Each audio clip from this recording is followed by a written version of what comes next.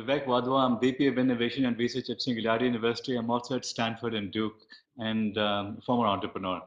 Sanpreet, Puneet, tell us about yourselves. Hi Vivek, first of all, thank you so much for getting on a Spreecast with us. My name is Sunpreet Bhatia. I'm the co-founder and chief operating officer at MyCityWay. And I'm Puneet. I'm the co-founder and CEO at MyCityWay. MyCityWay is building interesting technology that helps people get around town in cities across the world. And we started off building this technology for smartphones, but now it is getting into all kinds of form factors: connected car, connected TV, portable tablets that can go anywhere. Right. First, I hope that she's the boss, right? Always.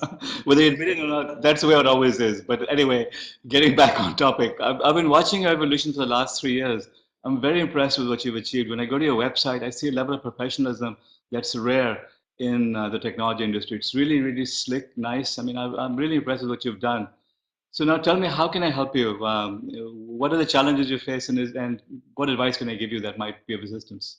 Yeah, thank you for your kind words, Vivek. So on the business side, we started off, as you know, as a B2C business where we were building this technology and we were saying how many people could we get this in the hands of immediately, and we started distributing it through app store models, etc. But over the last year and a half, we saw a lot of demand come from the B2B side, enterprise partners who wanted to license our technology and then basically sell it as their solution or make it a part of a bigger solution. One example of that is New York Daily News in the media industry. All of their mobile platform and their engagement models, all of that is powered by our technology. One laptop per child recently used it in their tablet, which is selling in Walmart and Amazon. So one thing we have come across, Vivek, where we really need your advice is, this is almost like a new product in a new market, and we are struggling with pricing it. Specifically when we go out and talk to some of these large companies, we are trying to figure out what is it worth to them. How much should we quote them? So we really need your advice on figuring out how do we price this and price it right for all these partners. Puneet, there's nothing new over here, believe it or not. All you're doing is entering in the enterprise market space. In the enterprise market, you're selling high-end software. Typically speaking, if a product sells for less than $20,000, you can't afford to reach that market because you need salespeople, there are long sales cycles, you need lawyers to do contracts. So you need a minimum price in that $20,000 to $25,000 range before it's even worth your while selling a product. And then these deals can go up into the millions of dollars. It really depends on how the company is going to use it, what their vision is, where it's headed. I would think big over here. And another thing is hire yourself an enterprise sales guy. That these people know how, because when you're dealing with the large companies, it's all about relationships. That you'll find that you have layer after layer after layer of management within these companies, and ultimately, depending on the price point, typically after about $25,000 to $50,000, it requires CIO approval. So now once you have to go through that selling process, the difference between $50,000 and $2 million, believe it or not, is not that hard. It's simply a selling process thing. So by bringing in a sales exec who has done this before, he or she will be able to guide you through the whole process and look for people who've done multi-million-dollar deals, because those deals can be done, believe it or not. Very So interesting. thanks for that, Vivek. Our CRO, our Chief Revenue Officer, is actually Steve Rowe, who was the Chief Revenue Officer at The Gap earlier. So he's been with us for about a couple of years now. Yeah, and one thing that Steve, when we talk to him, he brings back is its applicability. So he says, how do we price it right so that we get it with some of these initial big players? And Vivek, we wanted your opinion on, if let's say we go in and we are able to sell it to the second largest media company in the US. Do you think we feel hurt because we are so emotionally attached to the product, where we say, oh, it should sell for so much, and we are like, oh, we're giving up so much of IP for them to use. So what's your thought process on that? Should early deals be priced a little bit lower than what we think the fifth deal should be at? What you'll find is that when you're in the selling process, then the customers they don't know what will and won't work, and you can persuade them, or they'll start thinking in terms of having thousands, tens of thousands, hundreds of thousands of copies out there, and you can price per copy.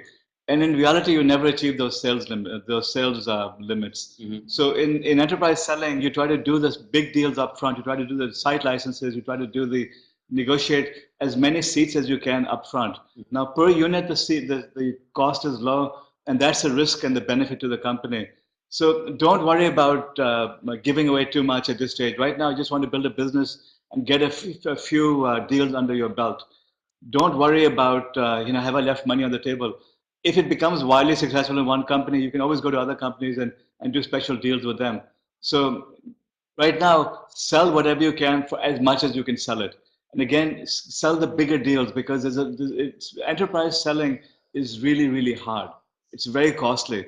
So it's going to take as much time and money for you literally as if it's $50,000 or if it's $5 million.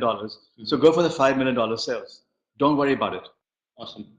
And just one other thing we want your advice on is a lot of these large companies that we sell to, sometimes they like the technology so much, they end up asking for exclusivity, or they say that within their competitor set, we should not go and sell to somebody else.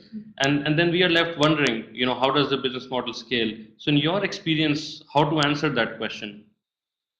Well, if you want exclusivity, then they have to pay you a lot of money. And from your point of view, you have technology which can go after many markets. So for you to come up with one instance of it, one type of technology for one type of industry, which you license to them exclusively, is not that big a deal. Yeah, I know that from technology's point of view, we get very protective. We start thinking about how much money we're leaving on a table.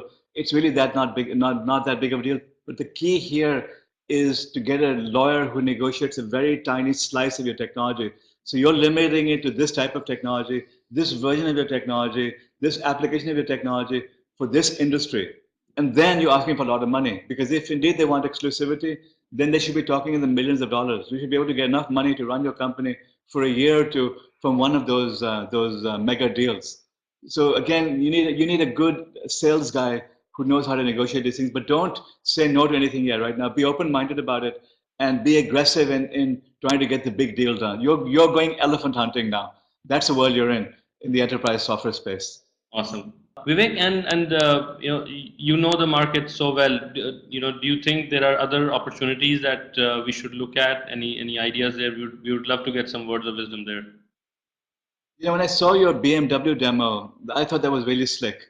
Now, having a dashboard on your car, which shows you which city you're in and on which you can click and get more information. It's like, I have a Tesla now. In my Tesla, I have this beautiful screen which updates interactively. It's internet connected and so on. Believe it or not, tablet prices are dropping to the point that within the next year or so, you will have devices like this. This is the India Akash tablet. This will likely be available in the United States for about $50 or $60. Wow, yeah. And you also get unlimited data plans for particular purposes, which could be another $20 or $30. So conceptually, if you started planning for it, within a year, you could have a product out which is $100, a tablet that clips onto your dashboard, which is connected to the internet, which downloads information based on where you are, and which keeps updating it. So now imagine, because again, the Teslas and so on will have this technology in it, the high-end BMWs will have it, but your market is the hundreds of millions of cars that are already out there, with people being left out. Absolutely. Imagine taking your beautiful technology and putting it on these tablets which clip onto your existing car, which provide you a dashboard as you go. You can even bundle Google Maps onto it and other tools.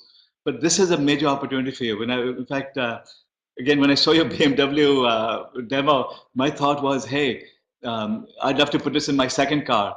And if I use this cheap tablet, I can.